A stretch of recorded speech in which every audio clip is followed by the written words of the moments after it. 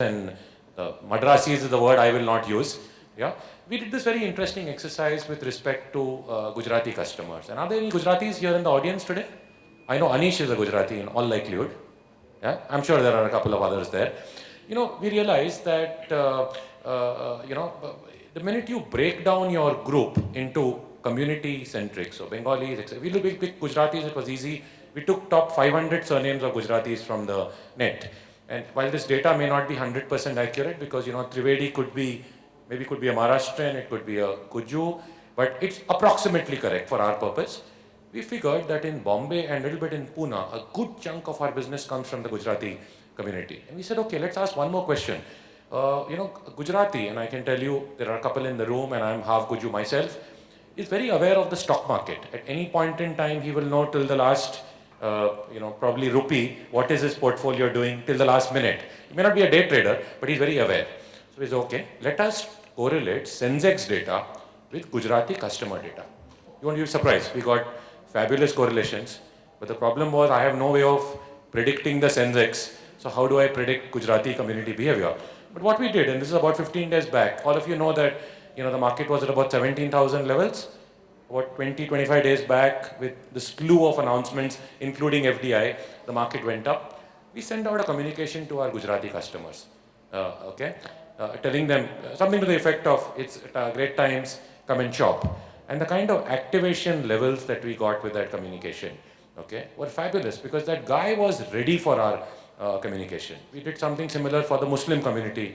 Now we are doing something for the Bengali community. So the minute you de-aggregate that activation level down into bite-sized pieces, there is a huge story available, and it's not rocket science. You just go to Google, you pull out 500 Gujarati surnames, you go into your database, you pull out data for those surnames, and all you do is try to. So it's no advanced rocket science there. And I just want to add a bit on that. So loyalty is living and breathing program, right? I mean, that's why the customer is in the middle of it. One of the examples we had was with the sandwich and coffee shop place in the US, that the customer would walk in and would get something called a surprise and delight. So they'd just walk in and would get, you actually like a pastry with your sandwich. So ka-ching, here's your pastry with your free or half discount. So you can't really do loyalty in just one size fits all or one time fits all and then not continue it. I think we're running out of... Because you're Gujarati? Absolutely, back to my roots. The trouble with doing that is that very often you end up with so much data and you create a correlation matrix, and that correlation matrix will give you fantastic correlation numbers over things that might be completely unrelated in the real world. So how do you, and this is what I was saying when I was introducing the session, how do you make sense of the data, not just the data that you get, but the parameters that they throw up, of the various data points that tell you you should be excited, but it looks great on paper and all you're doing is spreadsheeting your way into happiness? Yeah, that's a very relevant question, and I think that's going to be top of the mind for a lot of people here, Anish. I'll give you our example. We sit on something like 4 odd terabytes of data. I mean, we have a large chunk of data, and if we get into the data, we will actually sync. If we just, the process we use is what we call a process of hypothesis. So you must not jump into the data. I mean, you could if you had all the time in the world, but you walk into the data with a hypothesis. So for example, the hypothesis could be that Muslim customers pre-Eid shop a lot. That could be an hypothesis, and the data will help you prove it right or wrong. Or even simpler, the hypothesis could be that every time a man buys a shirt, within 1 year of purchase, he must also buy a trouser. So the minute you start with a hypothesis, which is based often on observation, it's not to do with data. It's based on maybe a visit abroad, standing in the store. Our best hypotheses have actually come out from observation. You start with an observation because, like he rightly said, correlation, there's this famous example we studied, professor in stats, that the correlation of the number of babies born in, let's say, Raipur is correlated to the number of, let's say, scandals we are seeing on television lately. But while there's correlation, there may not be causation. So I think that observation will give you that causation to make some sense. But don't dive into the data. go in with a hypothesis, you can always reject that hypothesis, you can accept it. Sometimes you can come back and modify it too. Simon, can you, I think that's probably going to be the last comment, right? Hello? Yeah, you I've can. got a very quick answer to that, and I think I agree with what Vinay is saying. I think being hypothesis-led mitigates against the risk of kind of analysis going nowhere. There's an expression that we use called analysis paralysis, and the way that I think you avoid that is you don't let analysts do the analysis alone. You make sure that there's some business-focused people, there's some commercial people who are aware of what's going on and are involved in the interpretation and the derivation of the analysis. In fact, just to add to that, Simon, what we do is the merchants drive that, for one. And two, we have, in addition to this, we have something which we call the train of thought analysis. So you sit with an analyst and say, okay, this is related to this. If this is so, then what is that? If that is that, then what is that? So there's a whole train of thought analysis, and you spend a day there, and what you come out are a bag full of insights, which then you, over a period of time, use. I think. My name is Chintan Chopra, so I represent Nokia. So my question is to Professor Sinha. In our industry, in the telecom industry specifically, so there are many operators, who give different offers to both the existing customers as well as to the new customers. And in many cases, the offers to the new customers are more lucrative than what they offer to the existing subscribers. So my question is that how, as a company, you should ensure that a proper balance is maintained so that both your existing customers should feel that they are being taken care of properly, and at the same time you are offering something really lucrative to attract the new consumers. I think you have hit the problem right there. And this is a question which I have to almost all ask. The time that we spend segmenting new customers, do we do that with the existing customers? Probably not. Probably not, right? So we assume the existing customers, that they are there, and that's what, therefore, let's go and acquire the customer, and now that we have a scheme for a new customer, let me give it to other customers also. And the guise, or the disguise is, I'm rewarding loyalty. The fellow doesn't even need it, but we still want to give it. Right? So first thing of loyalty or this is that we must differentiate between existing customers and new customers. And the difference conceptually is very simple. Existing customer comes back to you on the basis of experience that the person has. As an existing customer, I don't look first to competition. First, I look back in my head to say how good this company has been to me. A new customer always looks around the competition and then decides. So the whole basis of decision making is different. And therefore, how can I have the same program running for the two sets of customers? As simple as that. That's true, but in many cases, what happens is that the existing customers feels that the company is not doing enough to take care of him. So that's exactly what it is. That means the person is not finding it relevant to what you're doing. As simple as that. The two, right? if I can add. So I need to be very, very careful about it, saying that. And let me also tell you, running a scheme is so very easy, but running a customer-centric program is very difficult because it is very implementation heavy. Throwing a promotion to the whole 9 million customers is so very easy. One email and everybody gets it. But am I really sending relevant things like Vinay and others have been saying? If it is not relevant, after 3 emails, I'll put it in spam. After that, you have lost the existing customer also.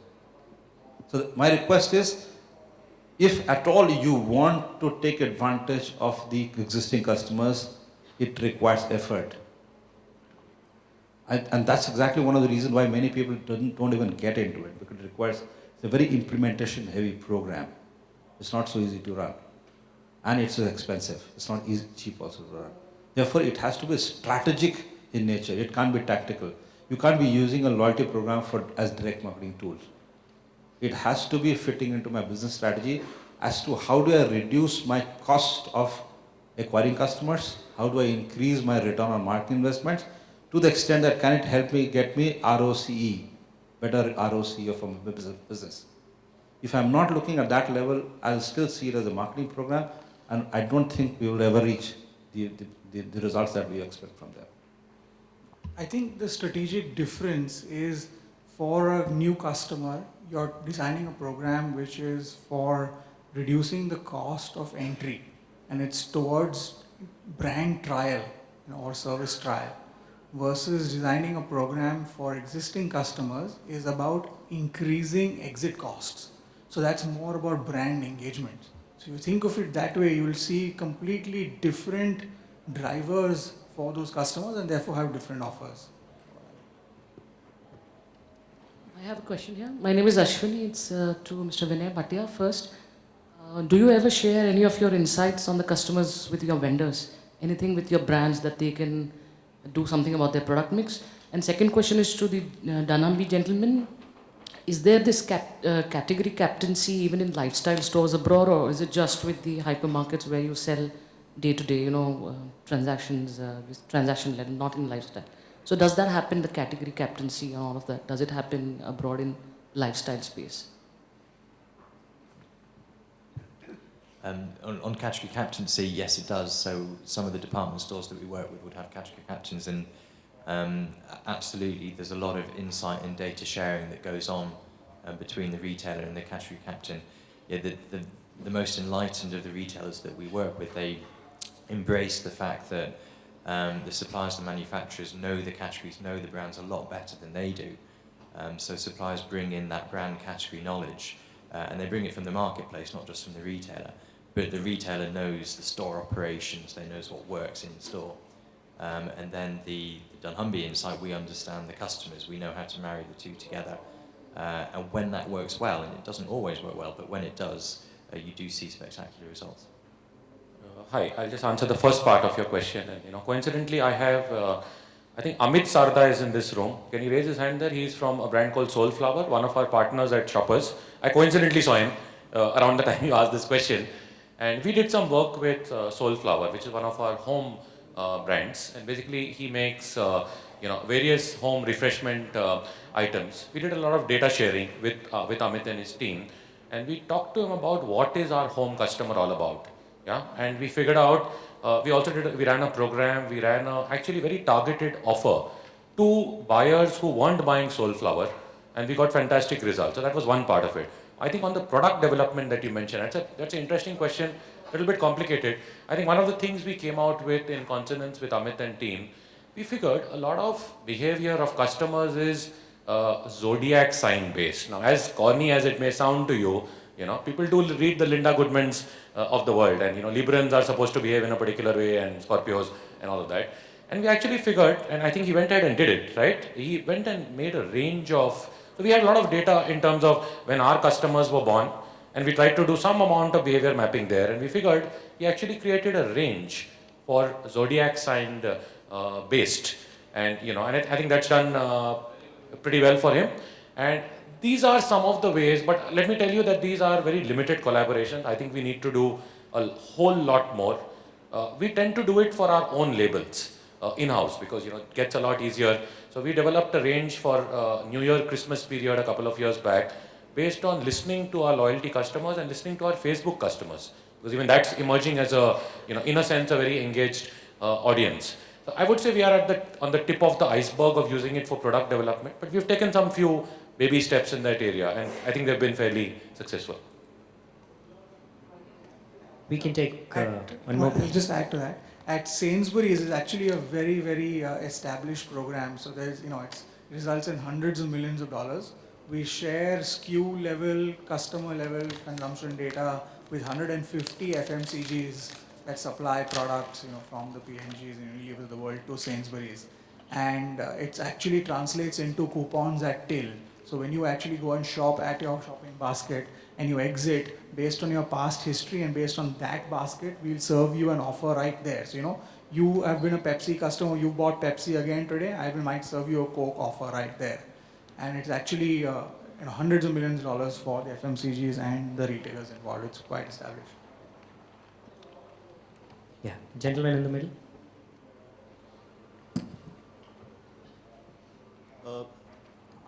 Hi, this is Siju. I look after smarter commerce for IBM. Just wanted to check on one thing. There's a lot of data that you obviously are leveraging, and that's very nice. Am I correct in assuming that majority of this data is actually structured data or data that you're getting from a point of sale? Yeah. Now in today's scenario where social media is obviously a given, whether we like it or not, and hence a lot of unstructured data. Even we don't even need to go to the social media angle. If you were to look at conversations that a customer perhaps has with the store associate is unstructured data. And that's a wealth of data that comes in. Does that get captured at your end? And does that become a part of analysis? And the second part is of the obvious unstructured data store that we have in terms of the social media interactions. Are those also captured? Do we intend to capture them? And, or are these just a flash in the pan and they don't really necessarily go into making good data analysis? Yeah, Shibu, hi. On the first part of your question, it is structured. So we have a system called the CFS system where we collect every piece of customer feedback is actually put into our data warehouse. We collect about 4.5 lakh customer complaints, suggestions, compliments, etc. in the course of the year. So that is pretty structured, and I think that's an important question that you asked. On the second part, for example, we run a Facebook page with about 3.6 million customers, very large amount of data. We are still struggling with and trying to figure out ways of, in a sense, deduping our loyalty customer to our social media customer, where we want to reach. And in fact, this is an example I have actually given as a brief to our agency who's working on this, is that, for example, during New Year, we, Shopper Stop on its Facebook page, ran a pledge competition. So, you can pledge something for the New Year. It's almost like a New Year resolution everyone makes. Now, I'd love to know that, Shibu, for example, wrote a New Year resolution about losing weight and joining a gym. If Shibu is part of my loyalty program and I have you deduped, I could send you a communication based on what you wrote on my homepage, that you want to, lose weight. I could send you a communication on the host of sportswear or gym wear that I stock. Okay, I could take it further. I could keep tracking you, and maybe when you lost 15 kilos, you might come back on the net and say, hey guys, I've lost 15 kilos. I could then pitch you a new wardrobe. Okay, I'd love to do stuff like that, but I think maybe guys like you, IBM, and these are the people who have to help us integrate. That integration is a sitting duck, but I think we need to figure this one out. Yeah, I'm similar actually. That I think a lot of retailers are just waking up to the power in social networking data, and I'm not aware of anybody that's really using it very well at the moment, but people are kind of starting to think, what systems do I need, what kind of analysis do I need to make sense of it? The immediate application is in the field of personalization. Somebody's social network, how they're using it, how many people they use it for, the kind of things they say, kind of contacts they make, is gold dust in terms of designing the online experience, from what people see when they log on to the products that they're offered, to the kind of opportunities to share the experience with their friends. We are seeing a lot of movement in the gamification of the retail experience. So quite a lot of retailers are releasing apps which make shopping a bit more fun.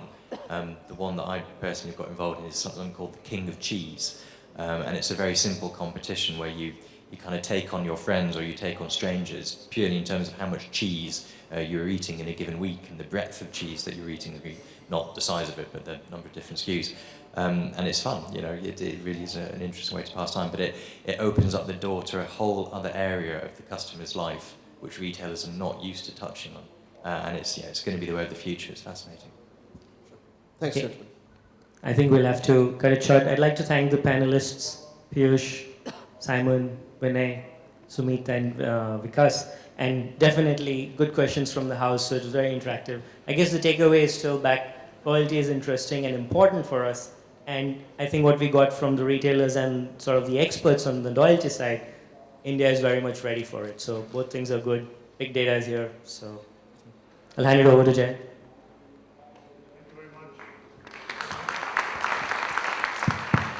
Obviously, the audience enjoyed and benefited from that. So thank you all.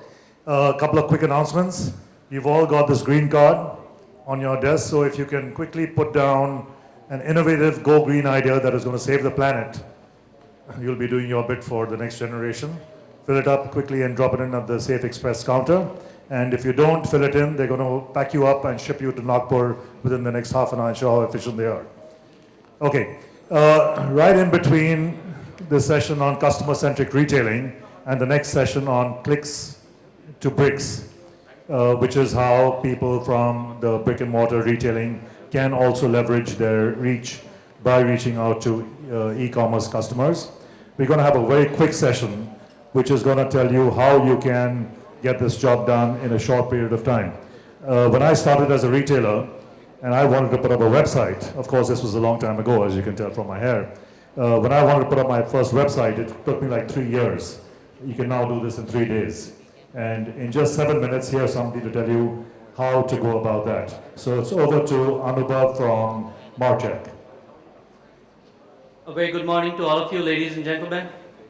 What I'll try to do over the next few minutes is quickly share from our experiences of working with thousands of retailers, enabling them to do e-commerce, and what are the different challenges they've faced and how they have gone ahead and addressed those challenges using Marcheck. So the first thing that I would like to bring to everybody's notices, as we all understand, is that consumers today are connected to retailers in a number of ways. Through televisions, mobile phones, direct voice calling, traditional media such as newspapers and television, and obviously the internet. Most of the retailers today do understand that e-commerce is a great opportunity, and they say that it is something that they think is going to become a growing part of their business, but many of them still don't know how exactly they can leverage e-commerce in their business. E-commerce is an important and significant part of the growth strategy of a large number of retailers, and a large number of retailers are also using analytics, feedback, referrals from the digital channels to improve their overall retail offering. A number of retailers have also started adopting a more holistic multi-channel commerce approach. But why are they doing it? What do consumers really want? Consumers want a broad selection of products to choose from when they're shopping online. They want the availability of complete information so that they can make a purchase decision. They want competitive pricing. They want an engaging and rich experience wherein they can get feedback from their peers, from other customers, they can get reviews, and they want the ease of discovering and finding products that they want to purchase. They also want a reliable and safe shopping experience, which means that when they purchase something online, they want an assurance that they get the right product, and if they don't get the right product, they want to be able to return it and get the right product. Now, what are the challenges that retailers face when it comes to addressing these needs of the consumer? Obviously, there are challenges across the board in terms of planning, scalability, customer acquisition, managing costs, managing operations. Among the top challenges that we see retailers facing is technology not being a part of the core competency for most retailers, and it becomes a challenge on how to manage technology.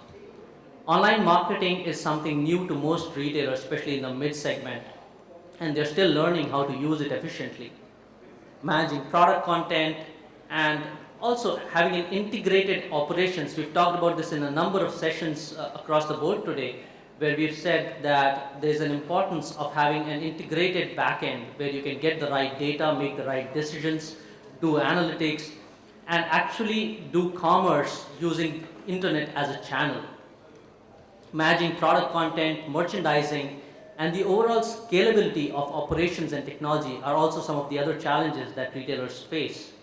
We also recently, in the previous session, we were talking about loyalty and how to use loyalty, how to make sure your existing customers shop again and again from you is also a challenge that retailers face. Marcheck actually is a solution. It's a complete solution that focuses on enabling retail businesses to leverage e-commerce. Marcheck is a complete technology platform for building and managing an online store.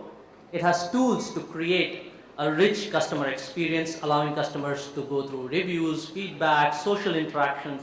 It is also integrated with back-end systems for completely efficient operations and transparent data flow through the system from the customer end to the back-end. It offers a simplified management of online product content and merchandising. It has tools for promoting products, not just on your own online store, but also on marketplaces. A number of marketplaces such as HDFC Bank Smart Buy, SBI Card Mega Mall, even Generally.com are connected with Marcheck at a platform level so you can easily promote your products. Marjack is a scalable cloud-based system, which means that it offers scalability of you growing from a small online operations to a full-blown enterprise e-commerce operation. And being offered as a SaaS platform, it significantly reduces the risk exposure of a retail business to managing their own IT teams, whether in-house or outsourced.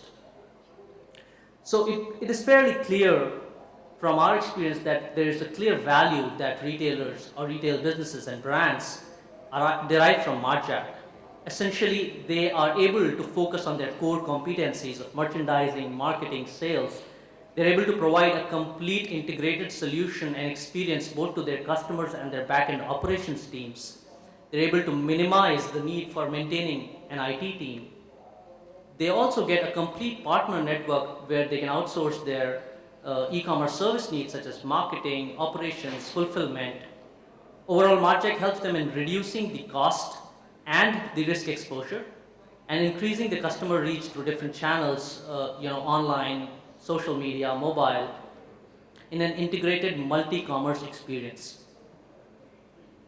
From our experience, what we've noticed is if retailers have the right solution like Marjack, they can be successful at e-commerce. And here are some anecdotes that I would like to share with you, on those lines. A shoe retailer who started his e-commerce operations, an offline guy who has just 2 stores, was able to get from 0 to 100 online orders in just 6 months. An enterprise was able to go online with complete back-end integration end-to-end to their warehouses and ERP systems in less than 30 days. A new e-commerce startup was able to go from 0 to 1,000 orders per day within 12 months. And there are a number of such success stories where people have brought down their IT costs to 0. People have observed that their online store is getting them sales equal to or even more than an offline store at a fraction of a cost. And this is the promise that Marjack gives retail businesses of being able to succeed at e-commerce, which is why we're seeing over 100 retail businesses launching their online stores on Marjack every month. Today, more than 1,500 retail businesses use Marjack to power their online business. And we are very, very excited about working with these retail businesses, and we're also very excited about the opportunity to work with some of you over the next few months. Thank you.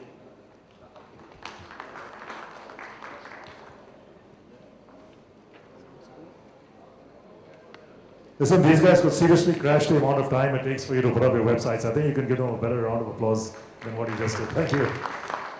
Okay, and now we have a full-fledged session on the subject adding clicks to bricks, which covers how you can ensure your retail presence in the physical as well as the cyber world to capture the entire spectrum of shoppers. And we have a large and very accomplished panel for this subject. So let's start with the country manager of eBay, Mr. B. Murali Krishnan.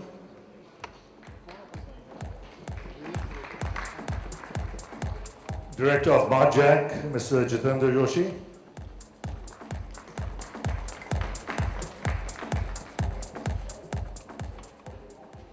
Naveen Luthra, who is the Vice President, Strategic Alliances from Get It Info Services. Pawan Gadia, who is the CEO of Ferns and Petals. Samarjit Singh, co-founder and director of Ixula. Manmohan Agarwal, founder of EAB.com.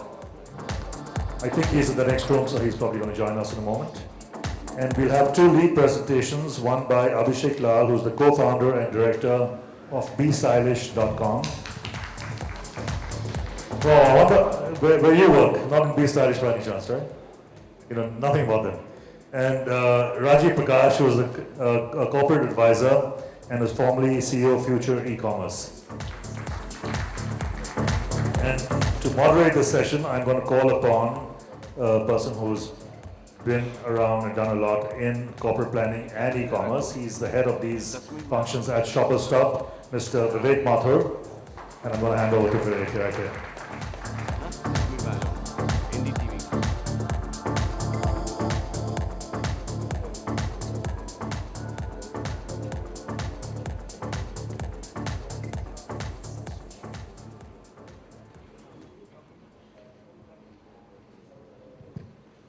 Good afternoon, ladies and gentlemen. Our panel today, Adding Bricks to Clicks, is going to focus on the opportunity and the challenges and for bricks and mortar retailers to go online, deliberate upon whether there is a real opportunity or it is a figment of our imagination, and how to address that opportunity, and conversely, the threat if we do not address that opportunity now. We are fortunate to have a panel with representatives from both sides of the digital divide, and I hope that we can have some interesting discussion on this subject. We will have some questions to the panel as we go. To start with, may I ask Rajiv to start with his presentation, and then we can move on.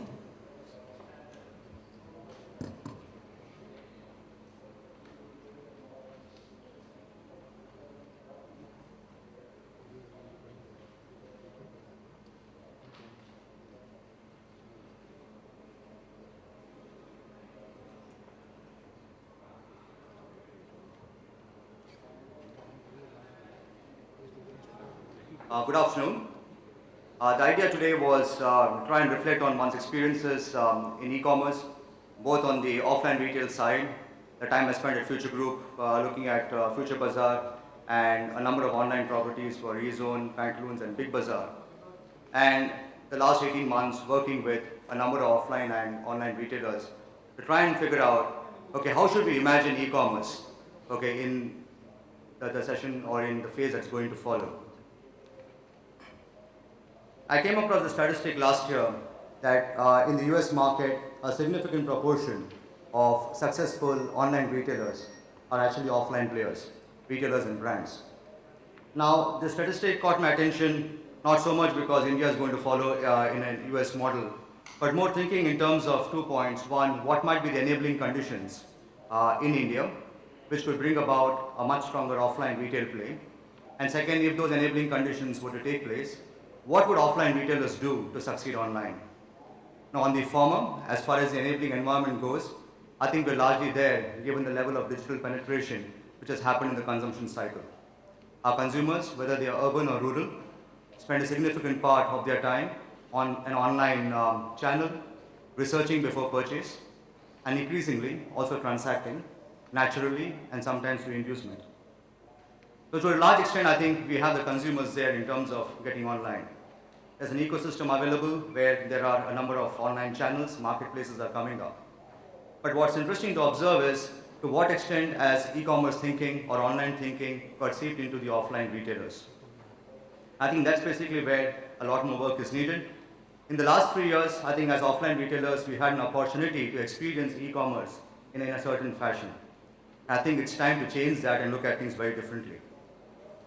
So my brief presentation is basically about the fact, okay, it's the hypothesis or the thinking really is that so far in India as offline retailers, when we've been thinking about online retail, it's been stuck in a certain form and structure of a website-based model. The media to a very large extent has presented the pure play offline retailers, and that's in a way become the model or a role model for offline retailers. I believe e-commerce is not a model for an offline retailer. It's not a business model. It's much more a resource or a platform, or probably even equated to a kind of marketing ERP, which means the opportunity really is to first figure out what we actually need in our offline retail business. I mean, are we just trying to ensure that we're able to provide better content to customers, okay, before they shop? Or are we trying to ensure that customer service is better? Are we trying to bring about discovery of a larger assortment? What really are the needs that I have in my offline retail business, and then trying to figure out what part of e-commerce, okay, fits in over there. I mean, too often the temptation has been to take the path of least resistance, to go and build up a particular website, provide the catalog, and then you believe you have an online retail business. But what you'll end up creating is more a stranded e-commerce asset, which is not connected to the core. So the first aspect is to go function over form. And to go function over form and figure out where exactly these needs are, one finds some very interesting companies. For example, if you take Gitanjali, who's been doing some rather innovative things on their e-commerce business. They recently launched a franchisee-based model where they're marrying e-commerce along with franchisees because they believe that's the kind of new channel which will work. We have a steel company which wants to use e-commerce for the distributors to connect better with their retailers. So it's not really B2C, but just bringing in the order management element. There's another company which is an adhesives company which wants to use e-commerce to discover new stockists, so it becomes more a B2B model, which in turn may serve a B2C audience. So I guess it's about trying to figure out where exactly is the use case, where's the need, and not just a particular construct. To drive that discovery of need, I think as retailers we need to start understanding more what our consumers are actually doing, okay, on an omni-channel journey. Very often there is a certain assumption that consumers are probably just coming to a site and just researching and going away. I think a consumer's online journey is a lot more complex than that, depending upon the kind of situation where the consumer is buying something. During the research phase, they could be using multiple channels. During the consumption phase, where they're going about sharing their feedback, it could be many more. I think it's time as retailers, we try auditing, we try figuring out what exactly is our consumers' online retail journey or the journey, and then figure out, are we present at all those points? For instance, if I have during Diwali shopping, a lot of consumers are going to get on and start researching on websites or products. And if my products aren't listed over there, or if I don't really have a good offer there, and however big I might be offline, I'm more or less invisible in that part of the business. So the second part is to start going customer backwards as against website forwards. The third one is, again, as retailers, we often found that whenever we launch an online retail initiative, it's usually a very small percentage point of the larger retail business and doesn't get attention. So the more we try and use the organization's assets, okay, there isn't response. We aren't able to use the customer base, we aren't able to use the logistics network, the sourcing merchandising teams sometimes don't cooperate.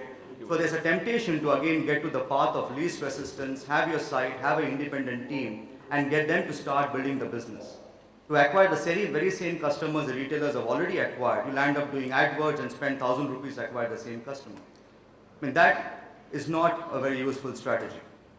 Even though it might be more difficult, my learning over the last few years is that it is better to take the more arduous and longer journey of connecting e-commerce to the core strengths of offline retail, which is the customer base, which is the stores, trying to even reimagine what a store can be like if you marry online into the store, which I tried doing at eZone in a few places.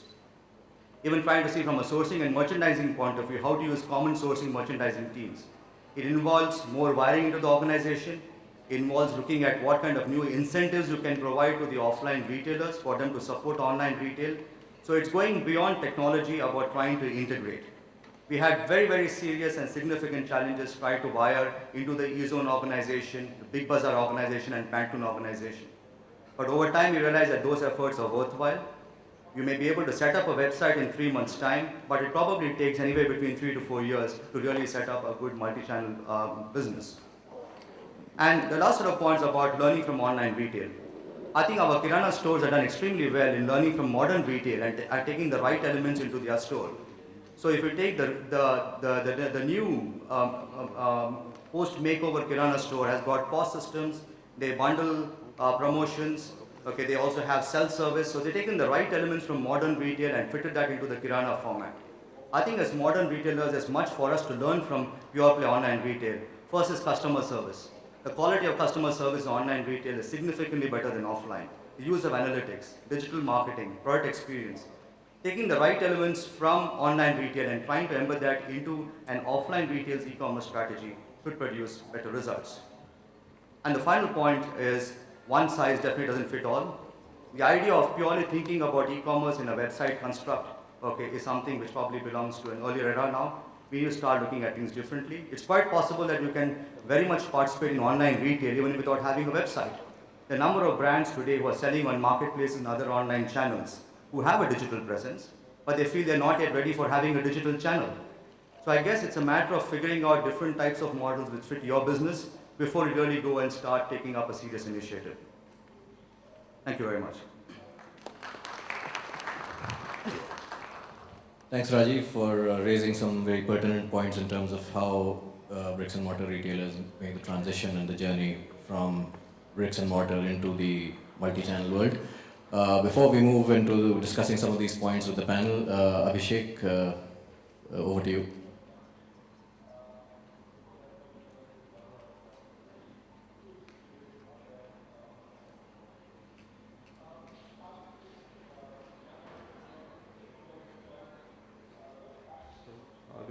Next slide on, please.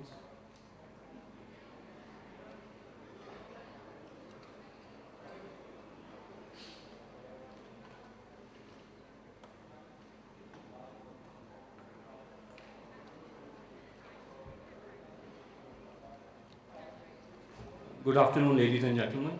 I'm Abhishek from Bestylish.com, a very, very young, 1.5-year-old online business selling shoes. It's an honor to be here amongst all of you, the doyens of retail. Thank you very much for this opportunity. The reason we are here is because I think we all believe anything that is bought today will be bought online too.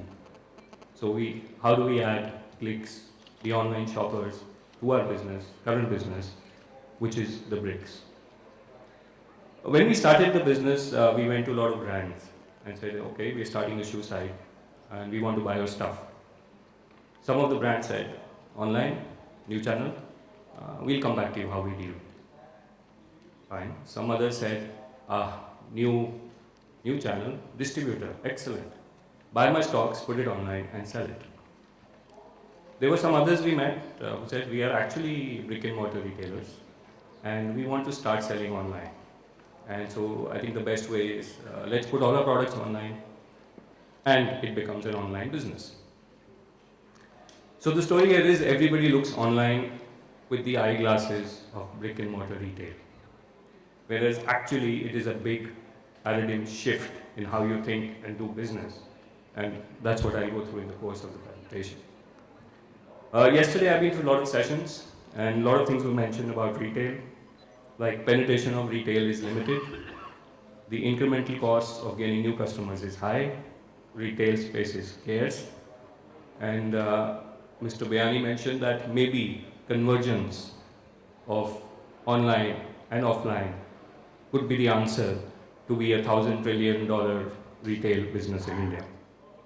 So therefore, to me, online is more complementary to offline, but requires a significant paradigm shift for implementation. This is what is our approach to business.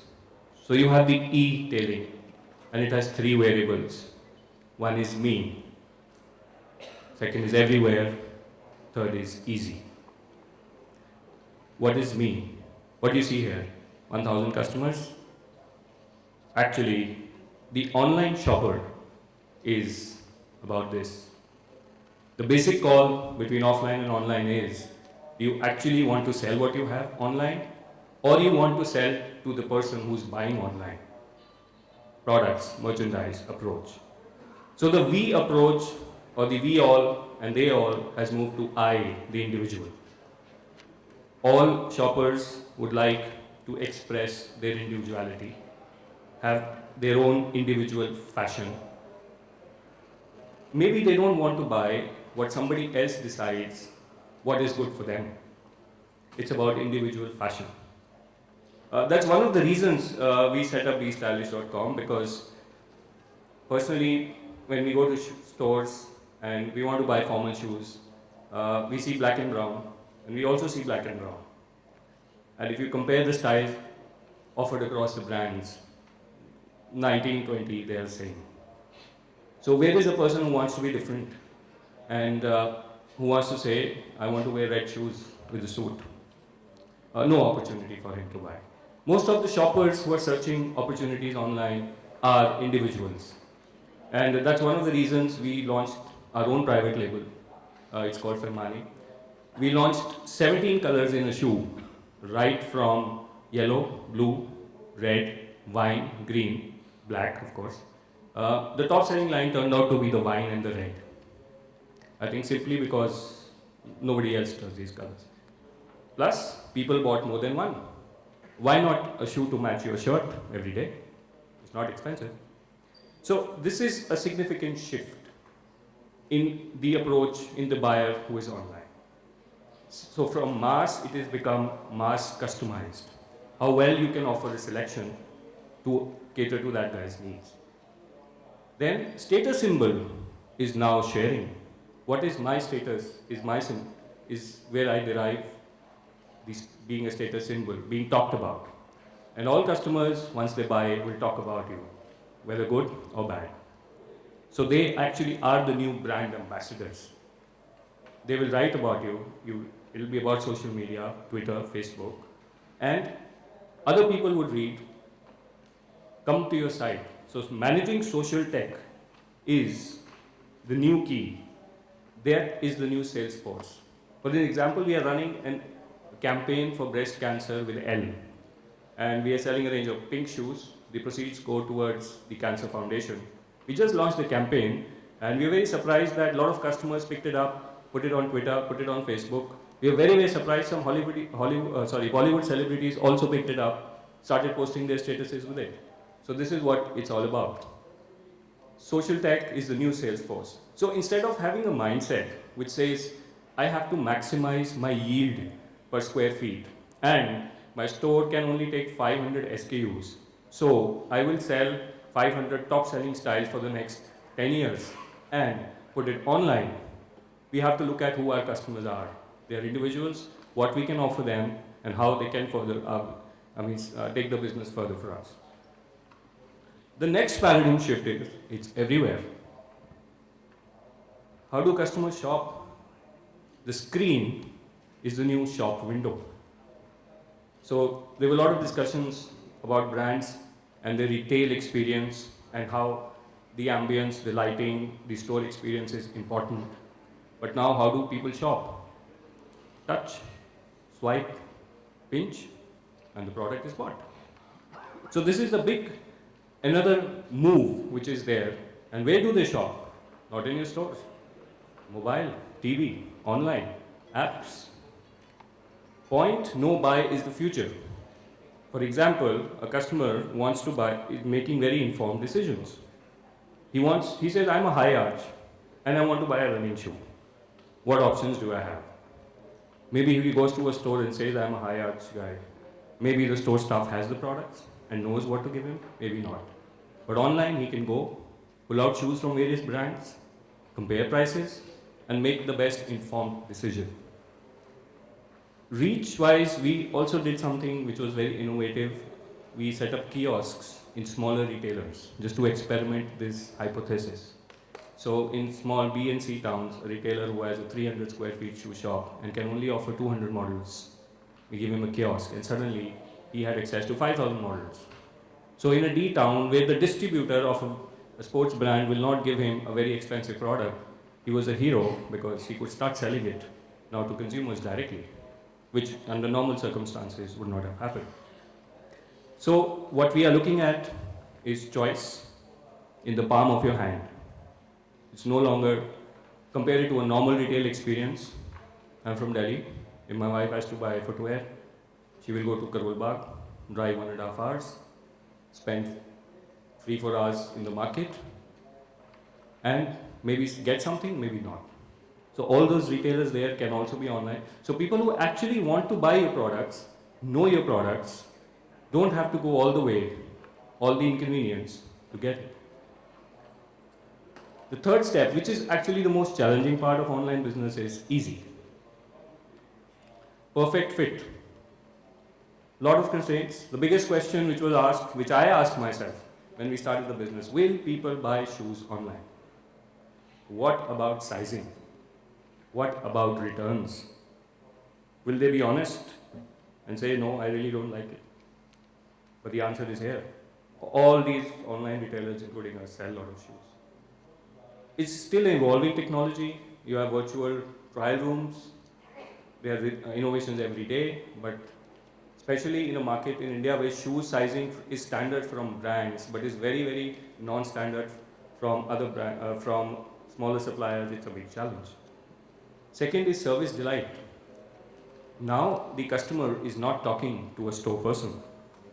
Online is more service-oriented. He has no face. There's a voice at the end of the telephone, and there's a screen in front of him, and he needs to trust it. So, being Focus Shoe guys, we train our customer service agents. So if you call up and say, hey, what is a TPR sole, and why should I buy a TPR sole shoe and not a PVC sole shoe, he will give you a logical answer. Delight is the key. It is now a service business rather than a sales business anymore. So call center to delivery is the main paradigm here. Delivery still remains a big challenge. There's a movement called nowism. I want the products here today now as fast as possible. Ease of payments. Multiple ways of paying. Trust and transparency is the key. So once he has the above three parameters and he begins to trust you, he comes back again and again to your e-store. He knows your products, all are very well-known brands, and you have a complementary business happening on the side. In a nutshell,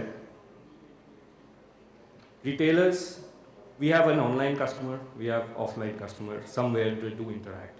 The choice which the retailers have to make is whether they are offering what they have online also to that customer, or they want to do business with that customer. So it's a change in thought process. It is definitely not cut and paste. Effort has to go in to manage the three variables as a dedicated business, not as a side business of having products and selling it offline.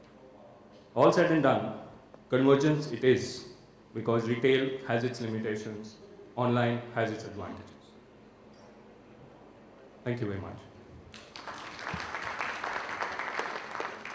Thanks, Abhishek. And for those of you who have not noticed his shoes, certainly here is a man who walks the talk. It's absolutely not black or brown. Okay, moving on. So Rajiv and Abhishek have painted a picture of what the opportunity for bricks and mortar retailers to move online is. And as just to summarize, I think certainly as the customer is going digital and the new customer is now far more familiar with the screens as we see, it enables you to reach out to tier 2 and 3 cities, which would take a long time to develop a physical presence in. And of course, offering the channel to shop anytime and from everywhere to your customers who may not be able to access your stores with the same degree of ease. So if online retail or multi-channel has all of this going for it, why is it that we see so few bricks and mortar retailers really taking the plunge and developing any significant online presence so far? I mean, the online has been around for several years now, but we still see very few of the larger retailers even having developed any meaningful presence online. So what do you think is holding them back, and what are the key challenges they see? Pawan, would you like to talk about that, please?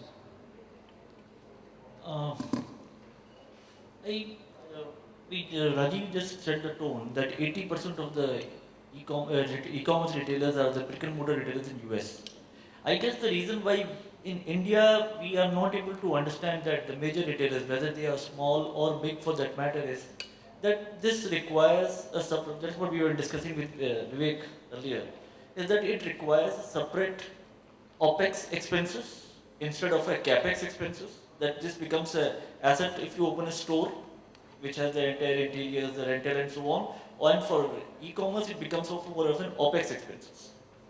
Second, I believe is that they do not understand the potential of this medium. So most of the retailers have a website, so it can be either just an informative website where you can get all the information about your product, your services. However, few of them do have the e-commerce integration wherein the people can buy, but the core focus which is required to establish this business is missing. And people who don't do this, I believe most of you must be knowing about Blockbuster, which was a DVD rental company based in US, started in 2000 or 2005, where they had humongous number of stores, and Netflix came over and they destroyed Blockbuster. It's in liquidation now. Or for that matter, a Barnes & Nobles, which has been very heavily hit by Amazon, and what's going to happen to them. They have also started sending lookalikes of Kindle. So unless you are very clearly focused, this is an important channel, please don't ignore it. While all of us are sitting here, I can bet that many of us might have visited a website right now, gone on Facebook. So your customer is online. That is a store which is open 24/7, and the customer will follow you. You did not invite him to come to your store. Having said this, at Ferns and Petals, we realized this opportunity long back, and today 1/3 of our total top line comes from the online sales. And whatever sales which we get through online get executed through our offline sales, offline shops. So it's very important, I think. Samar, you've been working with several small to medium retailers as well as some of the larger ones. What has been your experience? Why do you believe they are not really present in a meaningful way online as yet? I mean, what is your sense of that? Actually, all my interactions, one of the things I think Rajiv did put in that point to an extent is that all the retailers start thinking of this as a shop very quickly. It's one more store, whereas to me it's a new way of doing business. So as soon as you make it a new, say that it's a new, I have one more store, you start applying all the logics what you apply in a store to an online store. And with my 13 years in this industry, I can tell you none of those logic work in the online world. So I've seen one that is a very large, everybody needs to have a big paradigm shift to say that no, it is not it's completely different. Second, I see is that none of the retailers or brand owners are looking at very carefully as to what is the influence of online as a medium on their total sales. So it is very difficult to measure. But how do a person comes to know that how many people are searching for my kind of a product online and then resulting in a sales in the store? It's a very difficult to measure, but I have seen that some people are doing a very good job of it, and this is also a factor of supply. And I'll just explain it in half a minute. As to that, if you don't put your supply online, obviously either you go on Google or you go wherever, you're not going to find that supply online. So it's a chicken and egg situation. There are hardly any products available online from any retailer or brands. So if a person searches, he doesn't find anything. And if he doesn't find anything, forget buying online. He doesn't even discover that that kind of a product is available in your store. So my understanding is that since there is no supply, there is no discovery, and since you're not able to measure how to do it. If I have to make a bet based on my experience, I would say the amount of searches people do before they even go to a store is extremely high. So if all of them were about to convert into sales, I think people will have 30-35% of their sales online. I'm using my judgment about it. So I see these two as a reason. One is treating online store as a store rather than a medium. And the second one I see is not understanding how powerful the medium is and how strongly it can influence even the retail sales if you put your supply up. Thanks, Amar. So I gather that one, it requires retailers to change mindset, certainly in terms of how they look at the online opportunity and how they address that opportunity, and certainly one part of that is that it is not just a store, it is also a medium to drive customers into their stores, and that's a trend which we are seeing in various parts of the world. There was a study which Macy's had done a couple of years back where $1 spent online influenced some $6 spent in the stores. So there is clearly a multiplier effect at work there, which is far in excess of what customers are actually spending online.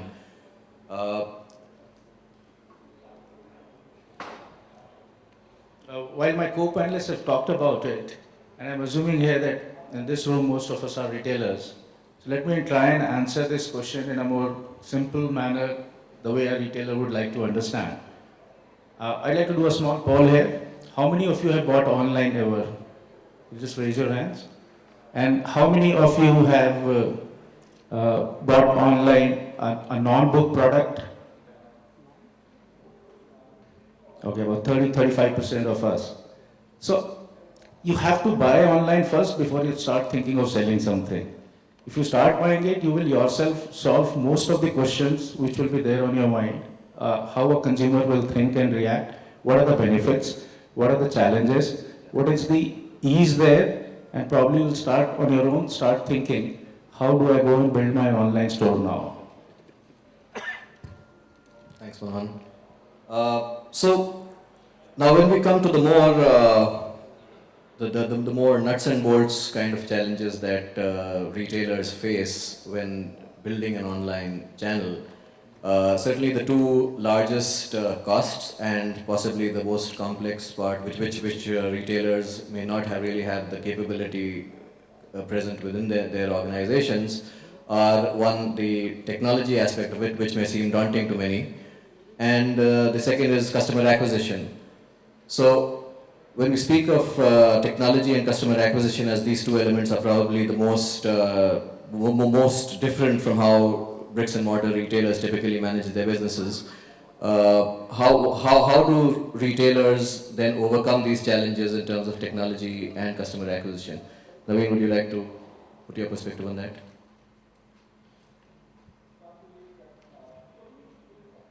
Thanks, Vivek. So I would like to add one more dimension to the whole thing that we are discussing. We're discussing about the pure online stores. And another thing is that how to use online to get more footfalls into your own retail stores. So it's the power of online to leverage both for your online buying and selling and also for your online footfall. Now, if you just step backwards and as marketers, we look at the model called AIDA, awareness, interest, desire, and action. We all know that a person would buy when there is a need. And